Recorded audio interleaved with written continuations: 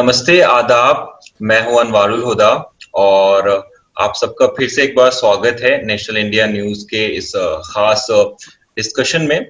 और आज जो हम डिस्कशन करने वाले हैं वो बहुत ज्यादा जो चर्चा में है, नेशनल एजुकेशन पॉलिसी। और इस पे चर्चा करने के लिए हमारे साथ दो खास मेहमान हमारे साथ जुड़े हुए हैं। सबसे पहले डॉक्टर मनीषा बांगर, जो कि गैस्ट्रोनोलॉजिस्ट हैं, एंड उसके बाद सोशियो पॉलिटिकल एनालिस्ट हैं। दूसरे गेस्ट जो हमारे हैं doctor Vrushali Surendra. She is head of the department business administration and Ness Wadia college की। She is also associate professor. तो वेलकम यू बोथ। और शुरू करने से पहले मैं एक बार क्विकली बता देना चाहता हूं कि नेशनल इंडिया न्यूज लगातार जो है, जो एजुकेशन के मुद्दे हैं और बहुजनों के बहुजन में जो नहीं पहुंच पाता है उन तक, और जो सिस्टम के जो कई सारे ढांचे और कॉम्प्लिकेशन की वजह से नहीं पहुंच पाता है। और हमने इससे पहले भी कई बार नेशनल एजुकेशन पॉलिसी जब ड्राफ्ट था तब भी हमने चर्चा किया है। और अब जब ये हम सबके सामने है तो इसके मुख्य बिंदु पर हम आज फिर से चर्चा करेंगे।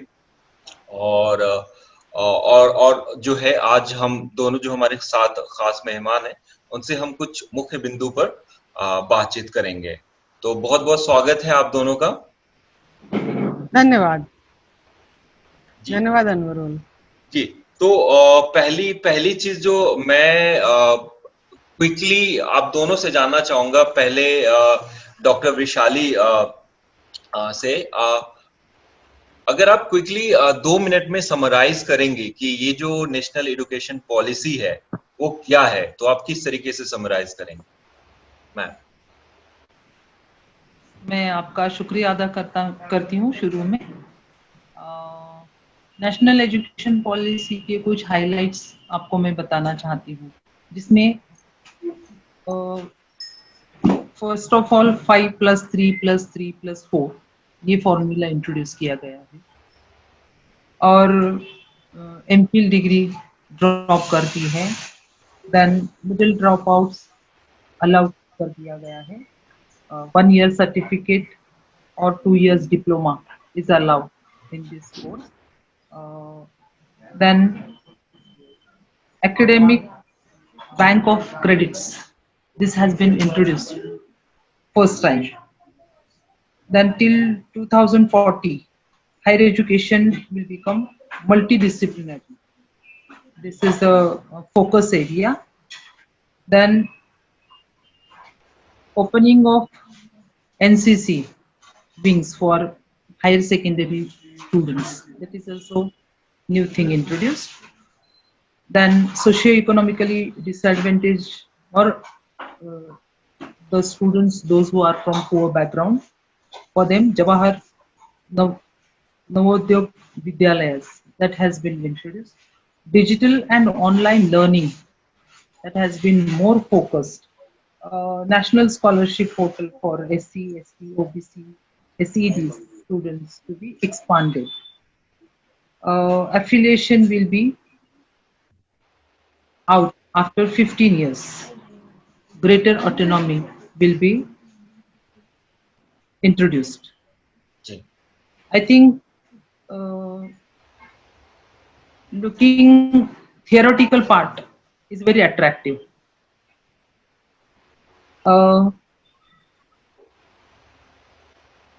Minimum qualification for teaching, that will be 4 years integrated for B.Ed degree. Then common regulatory body for entire higher education will be introduced. This summary I can say about national education policy. On paper, it looks very beautiful and attractive. Thank you so much ma'am.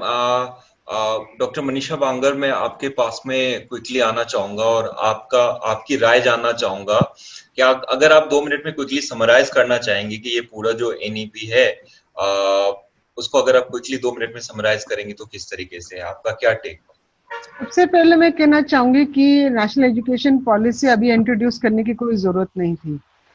Right to education जो पिछले 20 साल से हम लोग कई organisations और बड़े पैमाने पे चल रहा है, उसी में बहुत सारे रिकमेंडेशंस किए गए थे एग्जिस्टिंग एजुकेशनल पॉलिसी के ऊपर तब्दीलियां लाने के लिए और उनको मॉडिफाई करके सबसे ज़्यादा जो लोगों को ज़रूरत है वहाँ तक पहुँचाने के लिए। और इसी के माध्यम से फिर वो सर्व शिक्षा अभियान और अलग अलग तरीके की स्कीमें लागू हुई।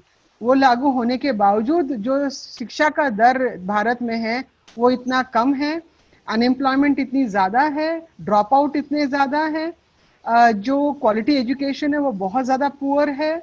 इसके अलावा जो एक्सेसिबिलिटी टू एजुकेशन, आज भी जो स्कूलों का निर्माण गांव-गांव में और तालुका में पर पॉपुलेशन, पर स्क्वायर किलोमीटर पॉपुलेशन के हिसाब से जो होना चाहिए था वो नहीं है। जो सेग्रीगेशन को हटाने के लिए एक नेबरहुड स्कूल्स या कॉमन स्कूल सिस्टम का निर्माण किया गया था या रिकमेंडेशंस थी, उसको अभी तक लागू नहीं किया गया। खासकर ये इम्पोर्टेंट हो जाता है आज की कम्युनल एनवायरनमेंट में जो देश में बहुत ज़्यादा मात्रा में दिखाई दे रहा है। जो लोगों के बीच में एमिटी यानी फ्रेंडशिप और भाईचारा जो बढ़ाने वाली एजुकेशन है, सिलेबस है, उसके ऊपर ध्यान देना था, वह नहीं है। तो ये तमाम बातें इसको दरकिनार, और सबसे ज़्यादा एजुकेशन पॉलिसी आपने बनाई लेकिन उसके पहले एजुकेशन बजट जो यहाँ पर देश के लिए लागू करना चाहिए था वही लागू नहीं है। ये हुआ है।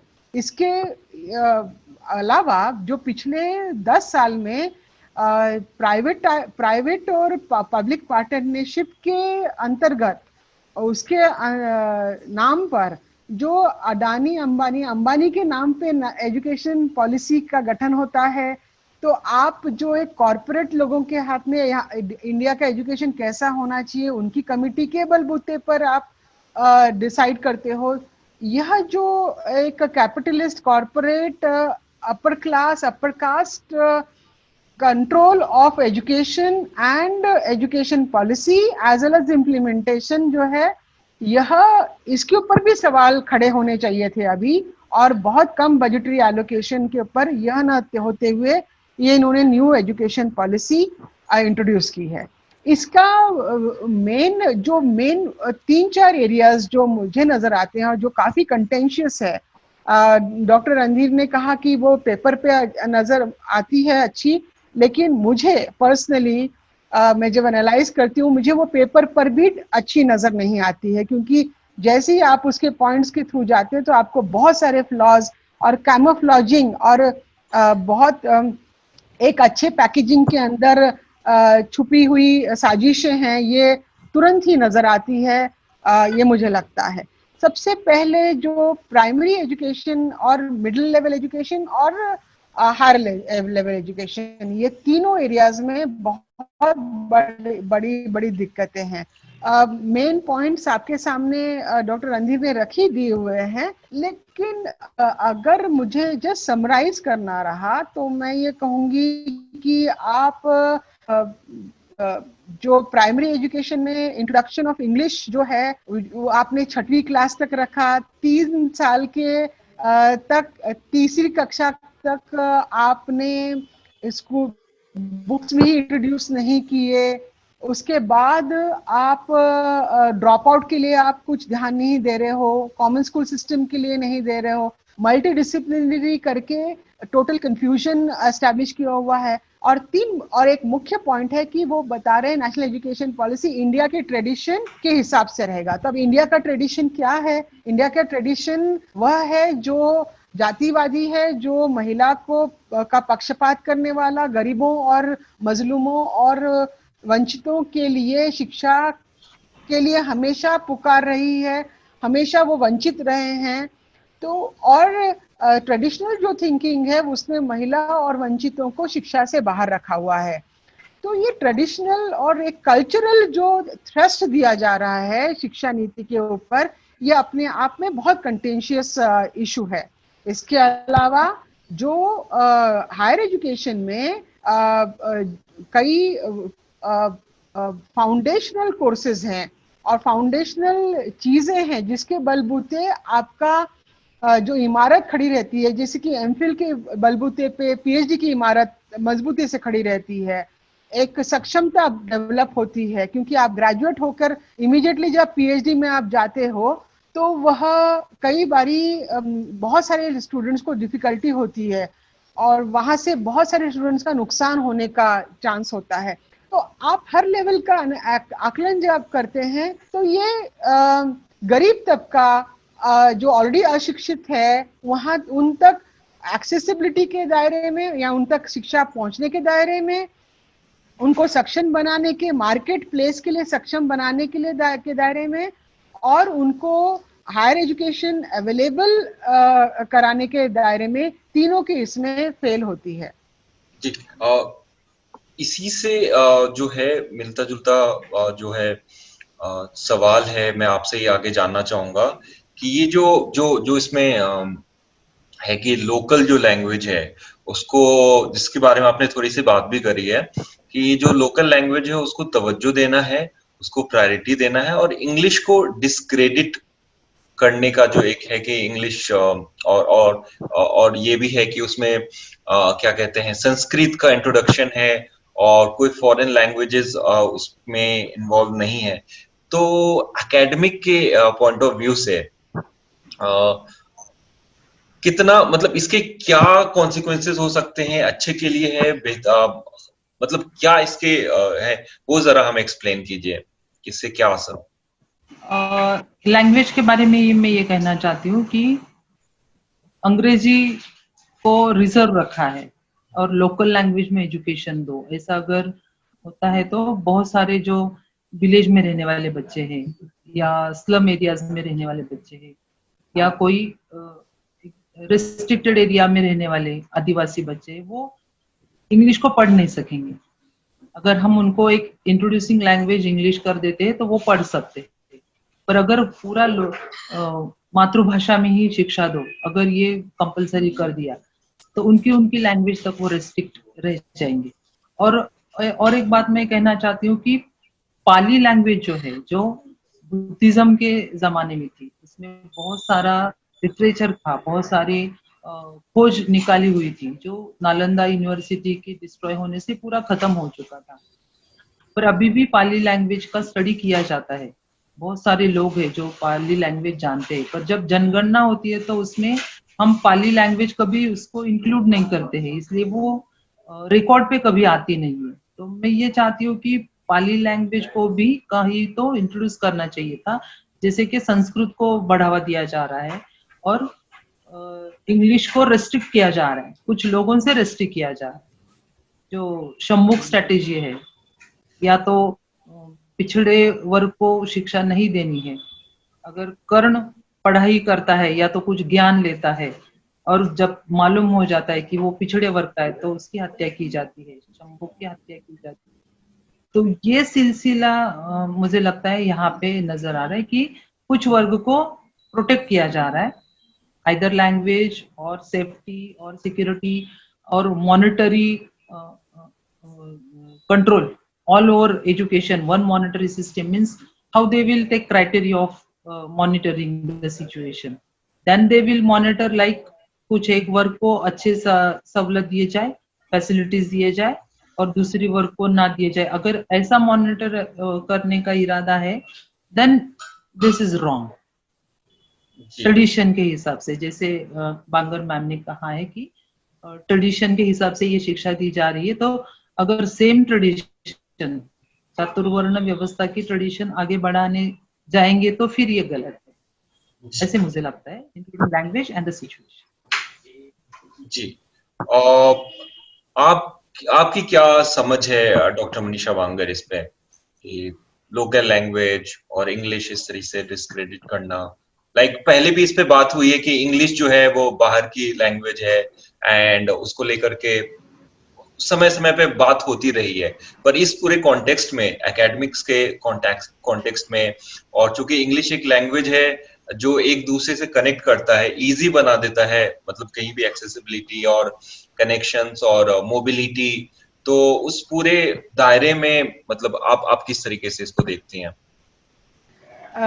देखो अनवरुल, मैं अभी बहुत जो घिसा पिटा स्टेटमेंट है कि सब लोग और सच भी है दरअसल वो, कि जो लोग पॉलिसी बना रहे हैं और लोगों को इंग्लिश से दूर करके अपने अपनी लैंग्वेजेस में करने की कोशिश कर रहे हैं, वह एक तरह से दिशा भूल भी कर रहे हैं, क्योंकि ओरिजिनल लैंग्वेज जो है, फर्स्ट लैंग्वेज जो है, वो ऑलरेडी हमारे सिलेबस में है, और वह फर्स्ट लैंग्वेज करके कुछ पब्लिक स्कूल्स में जो है उसको माना गया है प्राइमरी लैंग्वेज करके, लेकिन उसके साथ वह हिंदी और उसके साथ इंग्लिश, ये थर्ड लैंग्वेज करके हर स्टेट में ये अभी फिलहाल ये सिस्टम है। इससे ये दोनों पर्पसेस सर्व हो रहे हैं कि आपको आपका मीडियम जो है वो रहेगा, लेकिन आप जो मार्केट की लैंग्वेज है, जहां से आपका प्रोग्रेस है, मार्केट की लैंग्वेज मतलब कौन सी, जहां से आपको नौकरी मिलेगी, जहां से आपकी कैपेबिलिटी डेवलप होगी, जहां से आपको अवसर मिलेंगे, जहां से आपका मेरिट, तथाकथित मेरिट माना जाएगा, जहां से हायर एजुकेशन अवेलेबल है जो लैंग्वेज में, जहां से मिडिल स्कूल और हायर लेवल स्कूल और graduation, post graduation, research, science और सारे तमाम जो अवेलेबिलिटी है, अपॉर्चुनिटीज है, वो उसमें अवेलेबल है। नौकरियां वहां लगेगी। आप प्राइवेटाइज सारा सेक्टर हो गया है, पब्लिक सेक्टर में भी अगर आप जाते हैं तो जो नौकरियां हैं और सारे एंट्रेंस एग्जाम्स है वो सारे इंग्लिश में इसमें है। वहां पर हिंदी और हिंदी का भी एक ऑप्शन है, लेकिन सारे के सारे लोकल लैंग्वेजेस के ऑप्शन नहीं है। मैं तुमको सबसे पहले ये बताना चाहती हूँ कि जिन्होंने पॉलिसीज बनाई और जो लोग बोल रहे हैं, वही लोग अपने बच्चों को, ये घिसा पटा सेंटेंस है लेकिन सच भी है, कि वह अपने बच्चों को इंग्लिश मीडियम स्कूल में पढ़ा रहे हैं, प्राइवेट एजुकेशन में पढ़ा रहे हैं, और 12वीं होने के बाद में तुरंत अमेरिका और अन्य देशों में भेजकर उनको हायर डिग्रीज वहां पर दे रहे हैं। तो अमेरिका और सारे जगह में तो सबसे पहले तो इंग्लिश ही देखा जाता है। सारी स्कॉलरशिप जो स्टेट रन स्कॉलरशिप से इंटरनेशनल स्कॉलरशिप जो इंडियन स्टेट चला रहा है, वहां पर इंग्लिश लैंग्वेज है। इसका मतलब इतना ही नहीं, तो एक बहुत बड़ा तबका और एक बहुत बड़े तबके को आज भी उसके इंग्लिश लैंग्वेज की एक्सेंट से, उसके इंग्लिश लैंग्वेज की प्रोफिशिएंसी से, एफिशिएंसी से आज भी तोला मापा जाता है। और सबसे पहले बात यह है कि अवसर कहाँ पर है। अवसर अगर वो इंग्लिश लैंग्वेज में है तो फिर उसको इंग्लिश को इंट्रोड्यूस करना जरूरी है।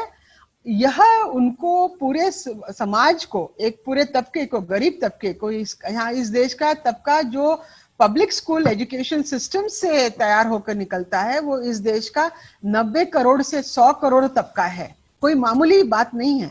और इतने बड़े तबके को आप टोटली उस लैंग्वेज या उस भाषा से महरूम रखोगे जिससे कि उसकी उन्नति और उसका प्रोग्रेस डिसाइड होने वाला है, तो ये अपने आप में एक बहुत बड़ी साजिश और कूटनीति है, और खास कर लाई हुई है। अगर आप 6वीं तक इंग्लिश लैंग्वेज इंट्रोड्यूस ही नहीं करते हो, अगर उसको ABC भी नहीं मालूम होता है, तो आप समझ पाओगे कि 6वीं से लेके 10वीं तक उसका इंग्लिश लैंग्वेज के 3-4 सेंटेंस या कम मुश्किल से कुछ एक पैराग्राफ पढ़ने की भी क्षमता डेवलप नहीं होती है। मतलब आपने जबरन आपने एक ऐसा क्लास निर्माण किया जो एक कॉर्पोरेट सेक्टर और कैपिटलिस्ट सेक्टर के इंडस्ट्रीज और ऑफिसेस में झाड़ू पोछा करेगा, या उनके टेबल पोछेगा, या उनके कंप्यूटर ऑन कर देगा, या कंप्यूटर हार्डवेयर का जो इंट्रोडक्शन इन्होंने वोकेशनल कोर्सेस वगैरह टाइप में किया हुआ है, इनके कंप्यूटर सेट कर देगा। लेकिन कंप्यूटर में जो सॉफ्टवेयर होगा, इंजीनियरिंग जो होगी और जिसकी डिमांड है पूरे देश में, मल्टीनेशनल कंपनीज जो एस्टेब्लिश हो रही है, उसके लिए जो बैठेंगे तो वो उच्च वर्णीय और उच्च कास्ट और उच्च क्लास के लोग जो अफोर्ड कर सकते हैं वो बैठेंगे। दूसरी बात, अगर इन्होंने इसको यूनिफॉर्म भी नहीं रखा, अगर इनको चाहिए कि पूरे देश की जनता मातृभूमि में, मातृभाषा में पढ़े और हिंदी में भी पढ़े, तो इन्होंने जो प्राइवेट स्कूल्स है उसके लिए भी ये लागू करना चाहिए। लेकिन प्राइवेट के जितने भी बोर्ड है, चाहे वो ICSE बोर्ड हो, चाहे वो दूसरे बोर्ड हो, प्राइवेट स्कूल्स में अगर वो आपके बोर्ड को एफिलिएट भी होते हैं तो उनके लिए ये मैंडेटरी नहीं रखा है कि उनको इंग्लिश इंट्रोड्यूस नहीं करेंगे। इंट्रोड्यूस उनको कर, फर्स्ट से KG1 से उनको इंट्रोड्यूस किया है। अगर ऐसा करना है तो पूरा जो सिस्टम है वो पूरा मातृभाषिक कर दो, पूरा हिंदी कर दो चाहे तो। लेकिन फिर प्राइवेट हो या पब्लिक स्कूल हो, उसमें KG से, नर्सरी से उसको आप स्टार्ट कर दो हिंदी, और इंग्लिश को पूरा डिबार कर दो जी। लेकिन ये असमानता है, ये असमानता क्रिएट करने के लिए जानबूझकर ये पूरे वर्ग को, और खासकर जो पब्लिक एजुकेशन सिस्टम से पढ़कर निकलता है, उनको दबा कर रखने के लिए, उनको पूरी तरह से इनकेपेबल घोषित करने के लिए, उस सिस्टम में वो ना बैठे और सैलरी ना पाए, नौकरी ना लगे, और अपना जो पूरा उनका उन्नति है, प्रोग्रेस है, वो पूरी तरह से रुक जाए। ये उसके पीछे की साजिश है जी। साथ में आपने ये भी पूछा संस्कृत इंट्रोड्यूस करने का, जो है संस्कृत, ये लैंग्वेज जो है, यह ये लैंग्वेज को कभी भी आम जनता में दिखाया नहीं गया, बताया नहीं गया, सुनाया नहीं गया। ऑन द कॉन्ट्ररी, इसको पढ़ने और सुनने के लिए पेनल्टीज थी, उसके लिए दंड था,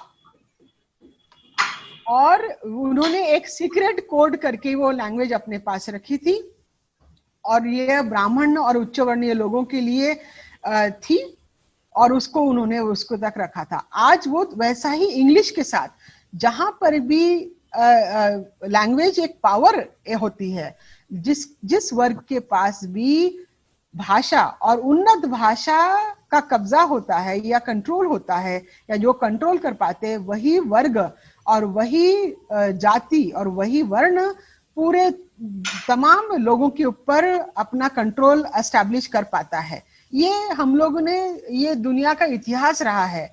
और आज जब उन्होंने देखा है कि दुनिया पर अगर इंग्लिश राज कर रही है, तो यहाँ के जो ब्राह्मण सवर्ण गवर्नमेंट्स है, सरकारें हैं, वो आज पुनः इंग्लिश के माध्यम से वह अपने तक ही उसको सीमित रखकर इसको भी एक सीक्रेट कोड बनाना चाहती है। आज जब संविधान देश में लागू है, तो वो ऐसा तो नहीं कह सकते कि फला वर्ग इंग्लिश के शिक्षा से बेदखल किया जाएगा, ऐसा वो नहीं कह सकते आज। लेकिन इफेक्टिवली वो करना वही चाहते हैं। इसलिए पेपर में जो लिखा हुआ है वो साजिशों का अंदाजा है। संस्कृत की भाषा अगर है तो वो संस्कृत ये कल्चरल लैंग्वेज है, ये न कहीं बोली जाती है, न तभी बोली गई, न आज बोली गई जाती है। ये तो ब्राह्मणों को खुद को भी नहीं आती है, ब्राह्मणों के बच्चों को भी नहीं आती है। पंडित जो तथाकथित पुजारी लोग होते हैं, उनको भी श्लोक के अलावा वो वार्तालाप हिंदी में ही करते हैं। तो ये जो मरी हुई लैंग्वेज है, डेड लैंग्वेज है, वह इंट्रोड्यूस करके बताना चाह रहे हैं कि हम कोई बड़ा काम कर रहे हैं।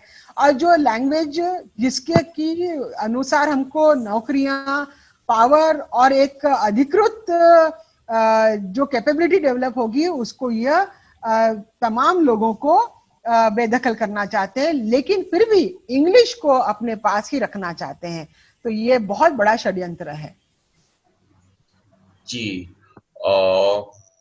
और डॉक्टर वैशाली, मैं डॉक्टर मनीषा बांगर के एक सवाल से मैं आपकी तरफ आना चाहूंगा कि ये जो पूरे वोकेशनल कोर्सेज हैं, पॉलिटेक्निक और इस तरीके के जो कोर्सेज हैं, और इसमें ये है कि आप अर्ली क्लासेस में ही आपको ऑप्शन दिए जा रहे हैं कि अपने सब्जेक्ट चूज करें, तो और तो ये हमें मतलब आप हमें समझाइए कि इसके क्या असर हो सकते हैं, क्या पॉसिबल असर हो सकते हैं, और किस तरीके से ये फ्यूचर में, और जो पूरा जिस तरीके से मैम बता रही थी कि एक जो जनरेशन को मतलब लैंग्वेज को लिमिट करने की कोशिश कर रहे हैं, और तो क्या ये सेम तरीके की चीजें वोकेशनल कोर्सेज जिसमें पॉलिटेक्निक में प्लम्बिंग, आई मीन जो मतलब जो ऐसा है जिसमें आपको मतलब मैनुअल लेबर वाली जो चीजें हैं, ठीक है, उस पे फोकस दिया जा रहा है,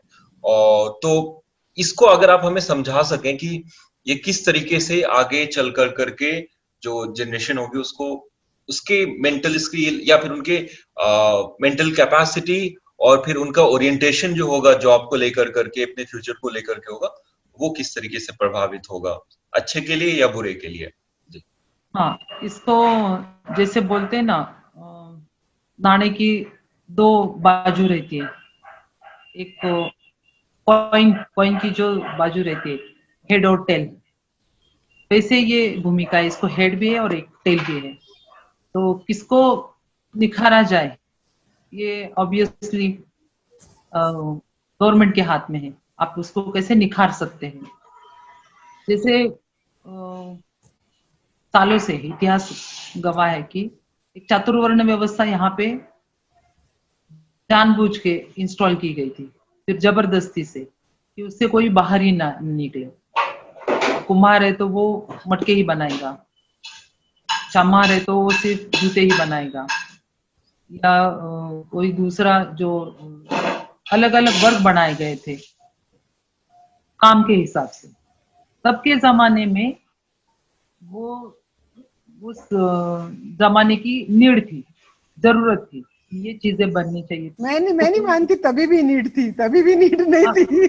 कोई एक एक बनाता था, एक एक चीज बनाता था, समझो, एक एक चीज बनाता था। हर एक चीज जो जरूरी चीजें थे उनके बनाने के हिसाब से उनके ऊपर ठप्पा लगा दिया और बाद में वो कंपलसरी कर दिया। ऐसे सोचो, जो समाज व्यवस्था चल रही थी उसमें जो चीजें जो बना रहा है उसके ऊपर ठप्पा लगाया गया और कंपलसरी उसके बाहर उसने निकलना ही नहीं चाहिए, ऐसी एक व्यवस्था तैयार की कि वो तोड़ ना पाए। वो व्यवस्था किसी ने भी नहीं तोड़नी चाहिए। ये एकदम जबरदस्त व्यवस्था तैयार कर दी और उसके ऊपर जो कंट्रोलिंग था वो ब्राह्मण था। वो ये चीजें आराम से कहीं कैसे चलती रहे इसके ऊपर ध्यान रखने वाला, राइट।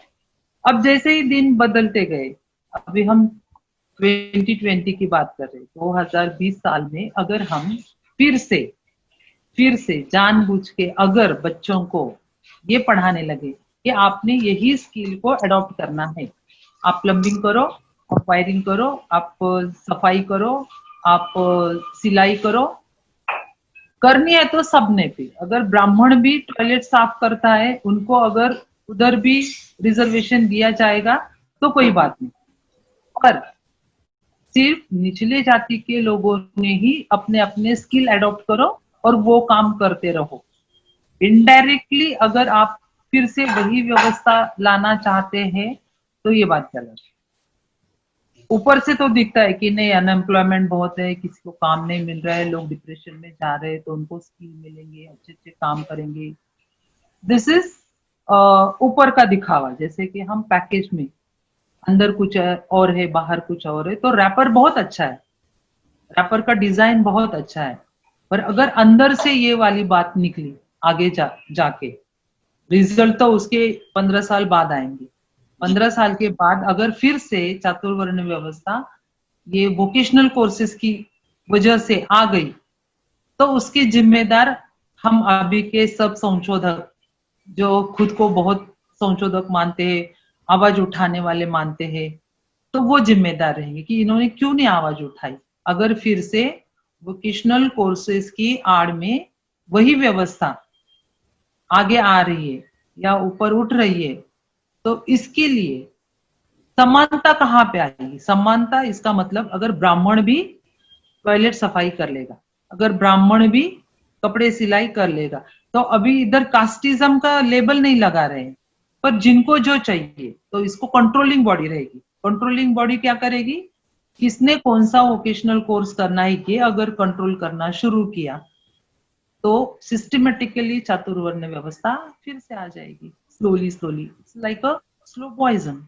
जी, इसी में मैं एक चीज मैं ऐड करना चाहता हूँ यहाँ पे कि जो मतलब हम देख रहे हैं कि जब से प्राइवेटाइजेशन हुआ है एजुकेशन का, और उसके बाद से एक क्लियर डिस्टिंक्शन है कि प्राइवेट स्कूल में कौन लोग पढ़ पाते हैं, किनके बस की बात है, और जो पब्लिक फंडेड स्कूल्स हैं, खास करके प्राइमरी स्कूल्स, उसमें किस फैमिली के किस तबके के लोग वहां पे जा पाते हैं।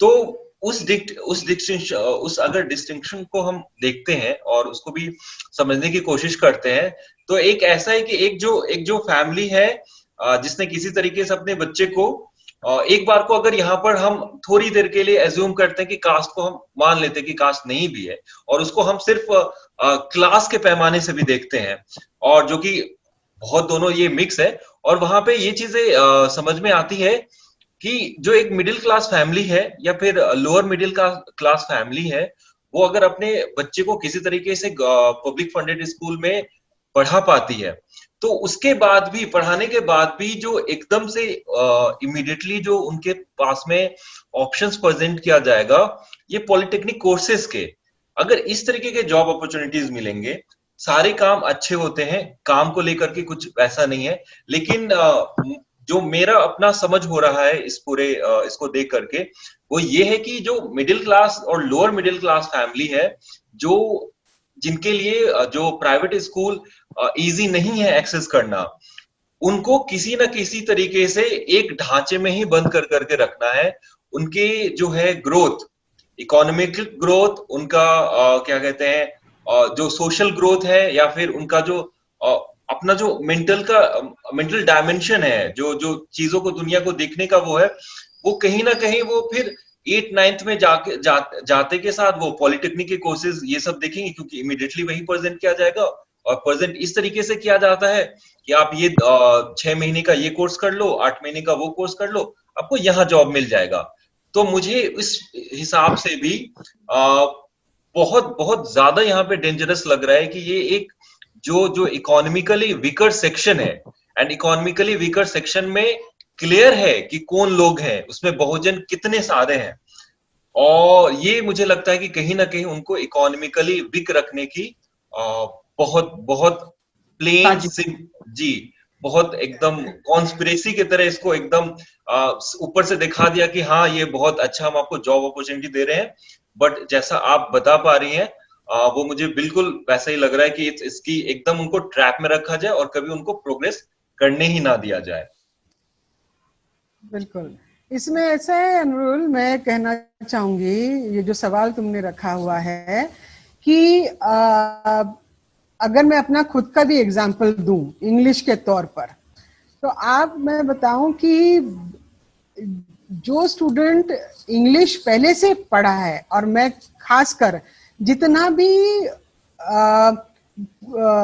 आगे बढ़ने वाला काम हुआ है, जितना भी अपॉर्चुनिटीज आई है मेरे लिए, और मैं, मेरे साथ और भी कई लोग इस चीज की पुष्टि करेंगे, इस बात को बोलेंगे कि वो अगर हुआ है तो इंग्लिश के बलबूते ही हुआ है। जब मैं 10th तक जब मैंने पढ़ाई की, और स्टार्टिंग से कॉन्वेंट स्कूल में थी, और उसके बाद में फिर 11th-12th में तो एक कॉलेज में गई, महाराष्ट्र का कॉलेज था, वहां पर मराठी ज्यादा बोला जाता था, लेकिन फिर भी वहां पर जो सारी चीजें वहां पर कंडक्ट की जाती थी वो इंग्लिश के हिसाब से थी। तो जाति के तौर पर मेरे साथ डिस्क्रिमिनेशन करते थे, लेकिन क्योंकि इंग्लिश आती है इस वजह से वो मुझे, उनको जरूरी हो जाता था सामने करना, और वो मुझे अवसर देना और प्रोग्रेस करना।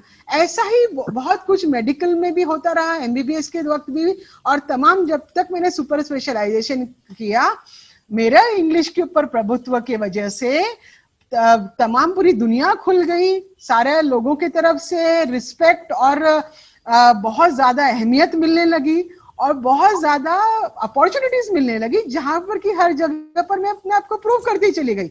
वही हमने देखा है कि हमारे ही कंटेम्प्रेरीज, हमारे बस्ती की लड़कियां जिन्होंने इंग्लिश एजुकेशन नहीं किया, या लड़के भी, वह उनका आज अगर आप उनका मुआयना करते हैं ग्रोथ का, तो वो प्रोफेशनली और एजुकेशनली, इकोनॉमिकली बहुत पिछड़े हुए हैं आज भी। तो English opens up new Horizons, you know, ये बात आज भी लागू होती है और लागू होते रहेगी।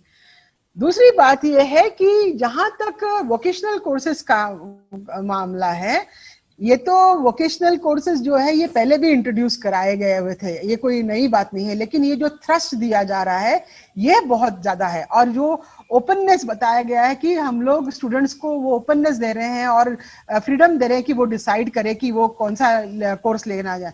अव्वल तो है कि 8वीं 9वीं में स्टूडेंट का डेवलपमेंट ही नहीं हुआ होता है, वो डिसाइड ही नहीं कर पाता होता है कि उसको ओपन वर्ल्ड में, आउटर वर्ल्ड में कौन से कोर्सेज इंपॉर्टेंट है और कौन से नहीं है। और जो तबका, जो खासकर जो तबका है 90 करोड़ और 100 करोड़ लोगों का, उनके माता पिता भी they are not abreast of what's happening in the market level, at the opportunity level, at the employment level की कौन सा कोर्स। ये सारा जो नेटवर्किंग होता है ना, कास्ट नेटवर्किंग और इंफॉर्मेशन नेटवर्किंग और नॉलेज भी नेटवर्किंग के जरिए पहुंचता है। और ये जो सिस्टम से ऑलरेडी बहुजन, जो SC ST OBC और माइनॉरिटी के लोग ऑलरेडी इस सिस्टम से डिबार्ड है, नॉलेज उन तक पहुंचता ही नहीं है। कौन से कोर्सेज अच्छे, कौन से कोर्सेज करना है, IAS में कौन से सब्जेक्ट्स लेने हैं, PhD में कौन से लेना है, कॉलेज में ही कौन से लेना है, किससे नौकरियां मिलेगी, यह उनकी ये नहीं होती और उनकी उतनी बुद्धि डेवलप नहीं होती और माता पिता उतने इक्विप नहीं होते कि वो अपने बच्चों को बता सके। वो कहते हैं कि ले लो रे भाई, कौन सा जो तुझे ठीक लगता है वो ले लो। लेकिन जो ब्राह्मण और उच्चवर्णीय लोगों के, वो जानते हैं कि अभी यहाँ पर अकाउंटिंग में अपॉर्चुनिटीज है, अभी यहाँ पर ओशियनोग्राफी में अपॉर्चुनिटीज है, वो बराबर टाइम से अपने बच्चों को बता देते हैं।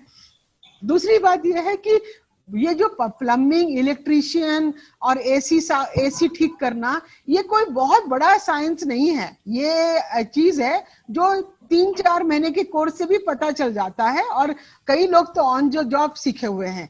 अमेरिका में और अभी भी अगर आप देखेंगे पूरे तमाम दुनिया में ये जो जॉब्स है, दंपति खुद, हस्बैंड वाइफ और घर के लोग ही अपने घर का पेंटिंग लगाते हैं, अपने घर का किला लगाते हैं, फ्लोर बनाते हैं, ऊपर से फ्लोरिंग लगाते हैं, छज्जा बनाते हैं। कई लोग अपना घर कंस्ट्रक्ट कर लेते हैं, यूट्यूब के चैनल देख के लोगों ने घर कंस्ट्रक्ट किए हुए हैं, ठीक है ना। कुकिंग महिलाएं ऐसे ही सीख लेती है। तो ये जो मामला है इसको इसलिए प्रेजेंट किया जा रहा है, 2 चीजें हैं। पहला, उनको एक तो आप उनको इंग्लिश से दूर रखोगे।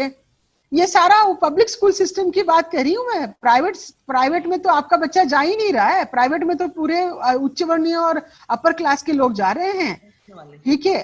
तो ये लोग जो है, इनको इंग्लिश आती नहीं, ये लोग कोई भी इंटरव्यू में नहीं जाए। ऑलरेडी इस समाज में एक बहुत ही ज्यादा नुकसानदेह नैरेटिव बन रहा है, एक मानसिकता बन रही है। आप जाइए गांव में, आप कहीं भी, गांव में नहीं शहरों में जाइए, अरे बोलते वो पढ़ने का क्या फायदा है, नौकरियां नहीं मिलती है। एक उदासीनता आ गई है लोगों में। और यह एक रियलिटी चेक आ गया कि नौकरियां मिलती नहीं, पढ़ाई करने से क्या फायदा। ये कितनी घातक चीज है पूरे देश के लिए, समाज के लिए। और उस दौर में, उसमें आप नौकरियां को ना रखते हुए आप उनको इक्विप भी नहीं करते हो, धीरे धीरे पूरे समाज को पता चल जाता है कि ये वाली नौकरियां नहीं मिलती है, ये कोर्सेज में हमको नहीं मिलता है, इंग्लिश हमको आती नहीं, ये दरवाजे हमारे लिए पहले से ही बंद है। तो वह इसमें मतलब जो आपके ऑफिसेज आप बनाओगे, आपके घर बनाओगे, तो आप डोमेस्टिक वर्कर्स, काम वाली बाइयां आप निर्माण करोगे, आप कुक निर्माण करोगे, आपके घर का इलेक्ट्रिकल के काम करोगे। तो ये जो ढांचा है इसको आप पुनः रीएस्टैब्लिश करोगे। और ये किसके हिस्से में जाएगा? ये पूरा का पूरा SC ST OBC के हिस्से में जाएगा, क्योंकि प्राइवेट स्कूल्स में ये लागू नहीं है, उनके लिए लागू नहीं है।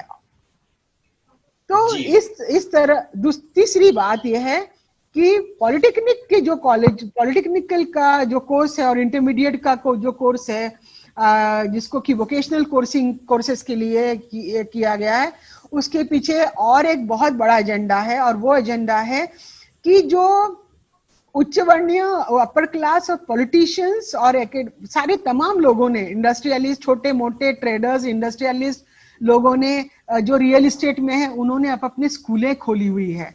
और स्कूल खोल के और कॉलेजेस खोल के उन्होंने पॉलिटेक्निक खोला हुआ है। ये लोग कोर्सेज देते हैं, लोगों से पैसा लेते हैं और इनकी मांग ही इसलिए बढ़ाई गई हुई है, इधर से शिक्षा से दूर रख के पॉलिटेक्निक कोर्सेज की मांग बढ़ाई ताकि इनके प्राइवेट एजुकेशनल इंस्टीट्यूट्स चलते रहे और इनको गरीब लोग कर्ज ले लेकर इनके स्कूलों में अपने बच्चों को डालते रहे, गरीब बोलो मिडिल क्लास के लोग। ये एक बहुत बड़ा एजेंडा है। और इस तरह से पॉलिटी जो एजुकेशन है, ये पूरी नेशनल एजुकेशन पॉलिसी में SC ST OBC और माइनॉरिटी के गरीब लोगों को क्वालिटी एजुकेशन से पूरी तरह से दूर रखने की साजिश की गई है। जी जी, ये काफी एलेबोरेटेड अंडरस्टैंडिंग है इस पे, और इस पे बहुत ज्यादा मजबूती से इस बात को रखने की जरूरत है, क्योंकि जैसा ma'am doctor Vaishali ma'am explain कर रही थी कि कागज में इसको जो सेलिंग पॉइंट है ना कि हम इसे जॉब अपॉर्चुनिटीज दे रहे हैं और इस तरीके से दिखा रहे हैं, तो वो सेलिंग पॉइंट बना कर करके एक बड़े, जैसा आप बता रही थी डॉक्टर मनीषा बांगर की, जो 100 करोड़ की आबादी है उसको बिल्कुल से उसका जो से है लैंग्वेज एक नहीं, देखो ऐसा है कि पहले के वक्त में 1950 के हिसाब से, अगर कॉन्स्टिट्यूशन के हिसाब से देखा जाए कि जो पहले 1950 के संविधान जब लागू हुआ तो इक्वालिटी, लिबर्टी एंड फ्रेटर्निटी, और जो लोग इसमें से दूर रहे हैं, अभी तक के जितने भी सामाजिक और शैक्षणिक पिछड़ापन है उसको दूर करने के हिसाब से, उसका एसेंस के हिसाब से, वो नीति मूल्य के हिसाब से कोठारी कमीशन बना था 1966 में, ज्यादा से ज्यादा लोगों तक शिक्षा पहुंचने के इससे।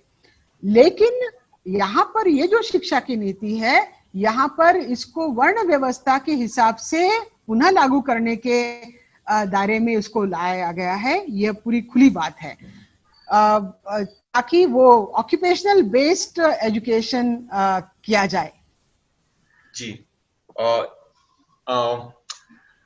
इसी एजुकेशन पॉलिसी से ही एक जो दूसरा महत्वपूर्ण बिंदु है, मुद्दा है, उस पे मैं आप लोग का ध्यान लाना चाहूंगा कि जो वर्चुअल एजुकेशन या फिर लर्निंग्स और इस तरीके की चीजों पे जो एम्फेसाइज किया जा रहा है, जो कि अगेन कागज पे बहुत सुनहरा दिखता है कि हम जो है वर्चुअल लेकर के आ रहे हैं और एजुकेशन जहां पर घर बैठे एक्सेस कर पाएंगे। पर मैं सीधे सीधे लैंग्वेज में ये चीजें समझना चाहता हूँ डॉक्टर वैशाली मैम आपसे कि हम देख रहे हैं कि हमारे देश की क्या स्थिति है। मतलब कश्मीर में 4G नहीं चल रहा है इंटरनेट, ठीक है, कहीं भी कुछ भी होता है इंटरनेट सस्पेंड हो जाता है। ये राजस्थान में आज केदार कुमार मंडल हमारे साथ नहीं जुड़ पाए क्योंकि उनका इंटरनेट नहीं चल रहा है। जी बिल्कुल, हाँ जी, और मैं वही चीजें ऐड करना चाह रहा हूँ कि जो इंटरनेट है, हाँ हमारे पास सहूलतें बढ़ी है, लेकिन जो अभी भी जो हमारा सिचुएशन है यूपी में, राजस्थान में, हमने देखा है कई और दूसरे स्टेट्स में कि कुछ भी होता है उसको सस्पेंड कर दिया जाता है, इंटरनेट को सस्पेंड कर दिया जाता है। ये एक पहला पॉइंट।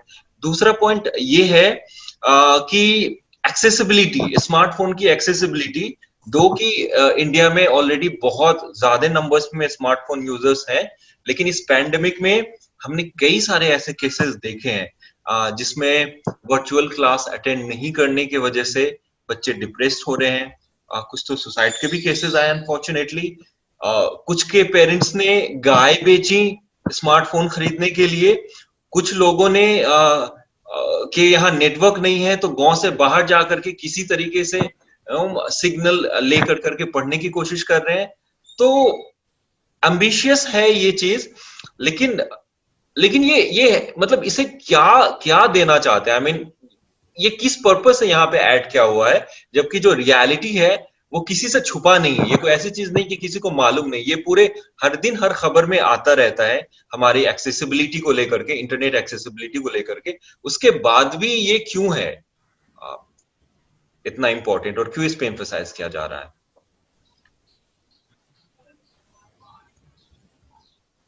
रुशाली जी आप बोलिए। हाँ, Anvarul, you are right. Whatever things you have said, no, that is right. Lord Macaulay ने जो सिस्टम इंट्रोड्यूस किया था, उनका ऑब्जेक्टिव क्या था कि इंडिया में से सिर्फ क्लर्क हम तैयार कर सके, उनमें से कोई साइंटिस्ट एक्सपेक्ट नहीं किया था, उसमें से कोई बहुत नॉलेज वाला इंसान एक्सपेक्ट नहीं किया था, right? Introducing the system. So Lord Macaulay was clever. He was thinking that I want only clerks from India. अभी हम खुद पॉलिसी बना रहे हैं. हमारी सिस्टम अभी क्या चाहती है? अगर हम इंटरनेट, मोबाइल, एडवांस्ड स्मार्टफोन, इसके बारे में सबको पता है. हमारा जो फार्मर है, जो खेती करता है, या तो आदिवासी लोग हैं जो जंगल में रहते हैं, पहाड़ी में रहते हैं, और वो परसेंटेज कितना है देखो. हम सिटी एरिया में रहने वाले लोग और दुर्गम भाग और बहुत ही कठिनाई में रहने वाले लोग, इनका परसेंटेज कितना है. तो जो सुखी लोग हैं, ऑलरेडी सुखी लोग हैं, मस्त आराम से एसी में बैठते हैं, मस्त 4 व्हीलर में घूमते हैं, जिनको कोई दिक्कत नहीं है, उनके हिसाब से ये पॉलिसी बनाई गई है. ऑनलाइन एजुकेशन उनको आराम से मिलेगा. आपने कितने भी कीमत का इंटरनेट कनेक्शन या स्मार्टफोन लेने की जिनकी परिस्थिति है, उनके पास उतना पैसा है अवेलेबल, उनके लिए ये एकदम ठीक है. पर जिनके पास कुछ भी नहीं है और उसका परसेंटेज ज्यादा है, स्लम एरिया से लेके, फार्मिंग एरिया से लेके, आदिवासी एरिया से लेके, पहाड़ में रहने वाले लोग, उनकी संख्या बहुत ज्यादा है. वो बोल भी नहीं सकते, कई लोग हमारे तक पहुंच नहीं सकते. जो हम एकदम चकाचक इंडिया दिखा रहे हैं, ये जो बिजली दिख रही है, या सब शाइनिंग इंडिया दिख रहा है, ये बहुत कम परसेंटेज वाला है, बहुत कम. अंधेरे में रहने वाले लोग, जिनके पास अभी तक बिजली नहीं पहुंच सकी, उनके पास हम स्मार्टफोन कहाँ पहुंचाएंगे? उनको हम एजुकेशन कैसे देंगे? अभी तक खाने के लिए 3 वक्त की रोटी उनको नहीं मिलती है. कितने सारे लोग हैं जो 3 वक्त की रोटी उनको नहीं मिलती है, उनके पास से हम एक्सपेक्ट कर रहे हैं कि they will take virtual education. अभी कितने सारे लोग मेरे पास ऐसे मुझे फोन आए कि हमारे पास अभी सीधा सा सिर्फ इनकमिंग आउटगोइंग जाने वाला डिब्बा phone, that is the concept introduced by them. Ma'am हमारे पास डिब्बा फोन है, हम क्या करें? तो अभी तो हमने उनको सजेस्ट किया था कि आपके दोस्त के पास होगा, किसी रिलेटिव के पास होगा. पर उन्होंने बताई हुई दुखियारी रियल स्टोरी ऐसी है कि हमारे कोई दोस्त ऐसे नहीं है कि जिनके पास व्हाट्सएप ऑपरेट करने वाला भी फोन है. तो इनके लिए हम क्या करें? तो मुझे लॉर्ड मैकेले की याद है कि वो बंदा ऐसे था कि उसको सिर्फ क्लर्क चाहिए थे, तो उसने वो सिस्टम बना दी. उसमें फटाफट कर क्लर्क बाहर निकले, जिसके लिए हम कुछ संशोधन भी नहीं कर सके. इतने सालों में हम ऐसा कोई बड़ा डिस्कवरी नहीं कर सके, इनोवेटिव कुछ हम इम्प्लीमेंट नहीं कर सके, क्योंकि जो सिलेबस में दिया है वो याद कर लो, क्वेश्चन आंसर लिख लो. जो भी ब्राइट स्टूडेंट है वो कुछ करता था, बाकी के बच्चे बस वहीं के वही रह गए. सेम पॉलिसी अभी यहाँ पे नजर आ रही है कि जिनके पास बहुत कुछ है, जिनके पास पूरे एनवायरमेंट है, जो सब चीजें जिनके पास है वो पढ़ लो, बाकी के लोग चुप रहो, कुछ नहीं बोलो. ये तो फिर हिटलर की याद आ रही है हमको. फिर वो भी ऐसे ही चाहता होगा ना कि जो मैं बोल रहा हूँ करो, सुनना है सुनो, नहीं सुनने आता है चुप बैठो, मैं दे रहा हूँ खाओ, नहीं खाना मिल रहा है चुप बैठो, और उसी को बताओ कि अरे क्या बढ़िया है, बहुत बढ़िया है. हम मर भी चाहे तो हम बोलना चाहिए कि ये बहुत बढ़िया चल रहा है. ये क्यों? मैं ऐसे समाज की प्रतिनिधि हूँ जहां से मैं झोपड़पट्टी से आई हूँ. मैंने मेरी पढ़ाई की, जैसे बांगर मैडम बता रही थी कि उनकी इंग्लिश अच्छी थी, इसके लिए उनको सर पे बिठाया. मेरे भी जो लड़ने की जो हिम्मत थी, उसकी वजह से मैं यहाँ तक आई हूँ. अगर मैं चुप बैठने वाली लड़की होती थी तो मेरी भी शादी की जाती थी, यही सब नियम मेरे पे लागू होते थे, मुझे घर में बिठाया दिया जाता था. पर अभी जो लड़कियां आगे आना चाहती है, जो पढ़ना चाहती है, लड़के के लिए मोबाइल उनके पास नहीं है, तो लड़की तो बहुत दूर की बात रह गई. वो कैसे पैसा इकट्ठा करके गाय भैंस बेच के, जमीन बेच के, कैसे तो बेटे को मोबाइल देंगे, बेटी को नहीं. तो फिर से ज्योतिबा फुले हमको तैयार होना पड़ेगा कि बेटियों को पढ़ाओ. तो ये नई हमारी क्रांति शुरू हो जाएगी कि बेटियों को मोबाइल दो. वो क्रांति 150 साल पहले हो गई थी कि बेटियों को पढ़ाओ, हमको नई क्रांति शुरू करनी पड़ेगी कि बेटियों को मोबाइल दो। मोबाइल भी दिया तो फिर नेटवर्क कनेक्शन वाली बात है। हम कई सालों से, जब 30-40 साल पहले अगर किसी की मौत होती थी तो कोई पैदल जाता था संदेशा लेके कि यहाँ पे ऐसे ऐसे हो चुका है। वैसे आज भी जो पहाड़ों में रहने वाले लोग हैं, उनके पास कुछ कम्युनिकेशन का साधन नहीं है, वो हमसे कम्युनिकेट नहीं कर पा रहे हैं, उनके बारे में सोचो। उनमें बहुत सारे साइंटिस्ट हैं, उनमें बहुत सारे इनोवेटिव लोग हैं जो जिंदा रखेंगे हमारी पूरी इंडिया में। पहले बोलते थे सोने का धुआं निकलता था, क्यों? क्योंकि वहां पे सबके इनोवेटिव स्टाइल को अडॉप्ट किया जाता था, सबकी सुनी जाती थी, सबका पार्टिसिपेशन उसमें था। जब ज्यादा लोगों का इनोवेटिव पार्टिसिपेशन उसमें रहेगा तभी हम सक्सेसफुल हो सकते हैं। गिने चुने लोगों का पार्टिसिपेशन तो सालों चलते आया है, इसलिए हम पीछे जा रहे हैं। देखो हमारा जीडीपी देखो, अभी तो फिलहाल कोरोना की वजह से ठीक है, अभी हम बोल रहे हैं, पर बगैर कोरोना भी हमारी बहुत सारे पीछे हट क्यों हो रही है? क्योंकि हम सर्वसमावेशक चीजें नहीं बना। आज भी टाइम है, आज भी ये नेशनल एजुकेशन पॉलिसी में हम सर्वसमावेशक, सबकी चिंता करके, सबके अच्छाई के लिए, सबके भलाई के लिए, सबको क्या मिल सकता है, कौन सी चीजें उन तक पहुंच सकती है। अगर मोबाइल आप कंपलसरी कर रहे हो, वर्चुअल कंपलसरी कर रहे हैं, तो कंपलसरीली हर एक जगह पे नेटवर्क बिठा दो। हर एक जगह पे, इंडिया का एक भी कोना ऐसे नहीं चाहिए जहां पे इंटरनेट नहीं है। हर एक के हाथ में स्मार्टफोन दो।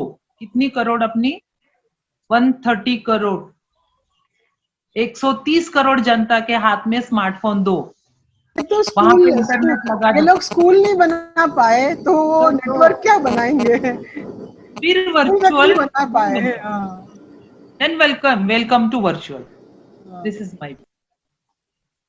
ये बहुत बहुत ज्यादा मुझे इंटरेस्टिंग जो इस बात में जो लगी है कि इसमें जो पूरा का पूरा जेंडर का कॉन्सेप्ट जो आपने लेकर के आए कि ऑलरेडी अब हमारे जो हमारा फैमिली स्ट्रक्चर होता है, जो पैट्रियार्की है, उसमें जब एडुकेशन की बात आएगी, मोबाइल खरीद के देने की बात आएगी, तो जो पेरेंट्स हैं वो अपने बेटे को फेवर करते हैं, वो उनको ही देने की कोशिश करते हैं। तो ये एक बड़ा बहुत ही इंटरेस्टिंग और बहुत ही सही मुद्दा मतलब आपने उठाया है कि, और मतलब समझ इस पे डाली है कि ये फिर एक अलग सा स्ट्रगल शुरू हो जाएगा कि अब तुम सबको मोबाइल फोन दो। और ये काफी डरावना भी लगता है जिस तरीके से इतने एम्बिशियस हैं और इतने अंधे की तरह, और अंधे की तरह भी कहना भी बहुत गलत होगा क्योंकि ये बहुत जानबूझ करके इस तरीके की चीजें, और हम इसको देख रहे हैं अगर लेयर बाय लेयर इसको देखते हैं, जैसे कि अभी हमने डिस्कस करा पॉलिटेक्निक कोर्सेज को लेकर के, वोकेशनल कोर्सेज को लेकर के किस तरीके से कर रहे हैं, फिर लैंग्वेज को लेकर के किस तरीके से कर रहे हैं, फिर एजुकेशन को रिस्ट्रिक्ट कर रहे हैं, आई मीन वर्चुअल ला करके। तो ये जो पूरा का पूरा है वो काफी डेंजरस जैसा दिख रहा है कि पूरा का पूरा जो 100 करोड़ है, 80 करोड़ की जो पॉपुलेशन है, और उसमें जो बहुजन है मेनली, उनका तो वो तो फिर उनको बिल्कुल ही सिस्टम से बाहर, और उनका तो बिल्कुल ही उनका लाइक आज के टाइम पे जो मॉडर्न तरीका है, पहले ये था कि आप उनको ऑडकास्ट कर दो, उनको इस रास्ते से जाने मत दो, वहां जाने मत दो। आज के टाइम में है कि उनके इंटेलेक्ट को ही रिस्ट्रिक्ट कर दो। तो ये तो काफी डेंजरस है। मैं पूरे दरवाजे ही बंद कर दो, वो उसके अंदर आ ही ना। पहले इतने सारे बैरियर्स कर लो। सबसे पहले तो उन्होंने प्राइवेटाइज करके जो काम किया है, प्राइवेटाइज करके जो बदमाशी की है, ताकि मैक्सिमम लोग उसको अफोर्ड ही ना कर पाए, और फिर पब्लिक सिस्टम को पूरी तरह से नेस्तनाबूद कर, स्कूल से लेकर टीचर से लेकर सब सारा कुछ बर्बाद कर दिया। और अभी पॉलिसी और सिलेबस में ये कर रहे हैं। जी, और ये जो पूरा ट्रेंड दिखने को मिल रहा है इस डिस्कशन के बाद, ये समझ में और ज्यादा मतलब दर्शक जो है वो कमेंट में लिख करके जरूर बताएं कि आपको क्या कुछ इससे समझ में आ रहे हैं, या फिर आपके अभी भी कोई डाउट है, या आप इसको किस तरीके से देख रहे हैं, आपके क्या कंसर्न है इस पूरे नेशनल एजुकेशन पॉलिसी को लेकर के। लेकिन इस पूरे जो हम आप दोनों के साथ में जो चर्चा करके जो निकल करके सामने आ रहा है कि ये बहुत ही खतरनाक ट्रेंड सेट कर रहे हैं और उसी टाइम पे पॉलिटिकली और उस तरीके से इसको सेल कर रहे हैं कि हम जो है वो जॉब अपॉर्चुनिटीज लेकर के आएंगे, हम जो है आपको क्या कहते हैं जो कॉमर्स वाले स्ट्रीम है वो भी आईटी में अप्लाई कर सकेंगे। मैं तुमको यहाँ पर इंटरप्ट कर रही हूँ। डिजिटल इंडिया इसीलिए बोला गया है ताकि लोगों के हाथ में मोबाइल पकड़वा दो, इधर से उनको इंग्लिश और बाकी की चीजों से दूर करो, तो फिर चलेगा किसका कि डिजिटल इंडिया है कौन? अदानी अंबानी की कंपनियां चलेंगी। मिस्टर पीएम तो खुद उनका कर रहे थे एडवर्टाइजमेंट। तो ये जो कॉरपोरेट सेल्यूलर मोबाइल्स चलेंगे, कॉरपोरेट घराने चलेंगे, उनकी इंडस्ट्रीज चलेंगे, वो वर्कफोर्स चलेगा। वो चलाने के लिए आपको वो लोग उनके प्लम्बर बना रहे हैं, उनका इलेक्ट्रिशियन बना रहे हैं, उनका फैक्ट्री में काम करने वाला लोग बना रहे हैं, लेकिन आपको नेटवर्क और ये सारा कुछ आपको मुहैया नहीं करने दे रहे हैं। मतलब आपने सिटीज को कनेक्ट कर दिया, लेकिन चलने वहां से हाईवे बना दिए। हाईवे पे कौन चलेगा? अपर कास्ट अपर क्लास के लोग हैं, उनकी कारें वो जूम से जाती है। जो गरीब और मजलूम है वो तो अपने गांव में ही बैठा हुआ है। आपने रेलवे को प्राइवेटाइज कर दिया, तो आपने जहां से जनता गुजरती है वो रेलवे को आपने प्राइवेटाइज कर दिया, और एयर फेयर के टिकट्स आप कम कर रहे हो। तो ये जो सारा ये नीति को इन्होंने कूटनीति में बदल दिया है, और शिक्षा नीति के साथ में बिल्कुल वैसा ही कर रहे हैं कि एन केन प्रकारेण हर तरह से इन लोग शिक्षा तक पहुंच ही नहीं पाने चाहिए, पहली बात। और अगर पहुंचे तो उसको इतना कमजोर कर दो कि वह जो ज्योतिराव फुले साहब ने कहा है, शिक्षा ज्योतिराव फुले ने कहा है कि शिक्षा इसलिए होनी चाहिए ABCD पढ़ के प्लम्बर या कोई मजलूम या क्लर्क बनने के लिए नहीं, तो अपनी गुलामी की जंजीरें तोड़ने के लिए। इसका मतलब क्या कि आपका शोषण कहाँ से आता है, कौन लोग है, कहाँ से बढ़ता है, ये सारा जानने की क्षमता डेवलप करना, एनालाइज करने की बुद्धिमत्ता, विजडम और नॉलेज डेवलप करना। ये तो कहीं नहीं, ये शिक्षा नीति में कहीं नजर ही नहीं आता। यहाँ पर हम लोग रोबोट्स निर्माण कर रहे हैं, और रोबोट भी कैसे? जो सफाई का काम करे, जो इनका बचा कुचा घिनौना काम करे। और मैं नहीं मानती इस बात को कि सब काम बराबर होते हैं। अगर सब काम बराबर होते थे तो हर काम का इक्वल मुहैया मिलता था, इक्वल रेम्यूनरेशन मिलता था। सैनिटेशन, गटर साफ करने का काम, और जो ऑफिस में बैठ के कंप्यूटर का काम करता है उसको क्या सिमिलर पगार मिलता है? काम कैसे हुआ? रिस्पेक्ट क्या सेम मिलता है? काम से सेम कैसे हुआ? पूरा स्ट्रक्चरलाइजेशन है। और ये है कि गरीब और मजलूम और बहुजन समाज के लोग गंदे काम में फंसे रहे और वहीं उसी को करते रहे। जिस तरह से मिस्टर गांधी ने जो सफाई कर्मी का काम है उसको अच्छा बोला, मिस्टर मोदी ने भी बोला, और आज शिक्षा नीति जो है हमारी वही करने के लिए कर रही है। मगर इन्होंने अपने इनोवेशन से, अपने साइंटिफिक नॉलेज से आज तक ऐसी एक भी मशीन नहीं तैयार की जिसके वजह से कि जो हमारा सैनिटेशन वर्कर है ये एक विशिष्ट जाति के लोगों को गटर के अंदर और वहां पर उतरना ना पड़े। एक ऐसी मशीन का भी इजाद इन्होंने नहीं किया। ये इनकी क्वालिटी है, इनका मेरिट है। तो ये पूरी तरह से गुलामी की तरफ और जातिवाद के अंदर घुसाड़ने की कोशिश की जा रही है शिक्षा नीति के साथ में। जी, चूंकि मतलब समय जो है वो काफी हो चला है, और ये काफी इंटरेस्टिंग ये पूरा डिस्कशन है, और इससे कई सारी बातें जो हैं हम उसको अनअर्थ कर पाए। और डॉक्टर मनीषा बांगर आपने बहुत मजबूती से ये बात रखी कि और एक्सप्लेन करा कि कैसे सारे काम जो है वो बराबर नहीं है, किस तरीके से एक जो है एक खास तरीके का काम एक खास तरीके की जाति पे ही दे दिया गया है और दबा दिया गया है, और उसके लिए एक मशीन तक इजाद नहीं कर पा रहे हैं। तो और जिस तरीके से डॉक्टर विशाली ने एक्सप्लेन करा कि ये जो है मतलब एक उनको एक अलग तरीके से 150 साल के बाद भी ऐसा लग रहा है कि वापस से फिर से एक मूवमेंट खड़ा करने की जरूरत पड़ेगी कि हाँ अब बेटियों को भी स्मार्टफोन दो। ये तो अलग लेवल का एक लेयर्स में डिस्क्रिमिनेशन होने वाला है, और एक लेयर्स में प्रॉब्लम्स जो है, नई किस्म के डिजिटल एज में नए किस्म के प्रॉब्लम्स आने वाले हैं इस शिक्षा नीति से। तो बहुत बहुत आप दोनों का धन्यवाद हमारे साथ जुड़ने के लिए, नेशनल इंडिया न्यूज के साथ जुड़ने के लिए। केदार मंडल, प्रोफेसर केदार मंडल हमारे साथ आज जुड़ने वाले थे, पर अगेन जैसा मैम ने मेंशन करा, डॉक्टर मनीषा बांगड़ ने मेंशन करा कि नेटवर्क के कारण वो नहीं जुड़ पाए। एक इंटरव्यू में, एक बेसिक जूम इंटरव्यू में वो जो है वो नेटवर्क के कारण नहीं जुड़ पाए, और वहीं पे हम वर्चुअल एजुकेशन बढ़ावा देना चाहते हैं या उसको उस पे तवज्जो लाना चाहते हैं। बहुत बहुत विचित्र सा है, बड़ा मतलब हंसी ही आती है कि क्या ये करना चाहते हैं इससे, और किस तरीके का मजाक कर रहे हैं वो। हाँ, अभी कुछ दिनों पहले एक एक्सपर्ट आए थे, उन्होंने अपना इंटरव्यू ऐसे दिया कि वो ग्राम पंचायत के पाटिल के तरफ गए और उनके घर में बैठ के उन्होंने दिया। एक व्यक्ति ने जिला परिषद का जो एक ऑफिस था वहां पर किसी के पास था। तो क्या ये एक्सेसिबिलिटी हमारे लोगों को रहेगी कि वो ग्राम पंचायत के पाटिल के तरफ जाके वो पाटिल शेड्यूल कास्ट के लड़के को देगा वो?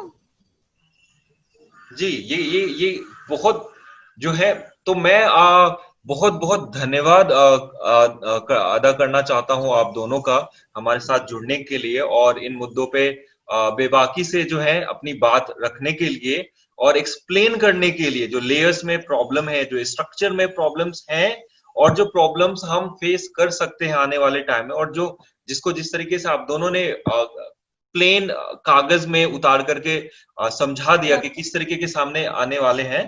तो डॉक्टर वृषाली, आप कुछ ऐड करना चाहती हैं? सिर्फ पत्थर मारना हमारा मकसद नहीं था, सूरत बदलनी चाहिए, अभी भी टाइम है। नेशनल एजुकेशनल पॉलिसी में अगर हमें नजरअंदाज करके करनी है तो वो पूरी नहीं होगी, पर सबको इन्वॉल्व करके एक एडिशन करके कुछ तो पॉजिटिव करेंगे तो सक्सेसफुल होने के चांसेस है। आशावादी रहो। जी, बहुत बहुत धन्यवाद, और हमारे साथ जुड़ने के लिए। हम आशा करते हैं हम वापस से आपसे इस तरीके की चर्चा हम दोबारा से आपके साथ में करना चाहेंगे, और इन मुद्दों को दोबारा से अलग अलग इसके जो और गहराइयां हैं उसको समझना चाहेंगे। बहुत बहुत शुक्रिया आप दोनों का नेशनल इंडिया न्यूज की इस खास पेशकश में जुड़ने के लिए।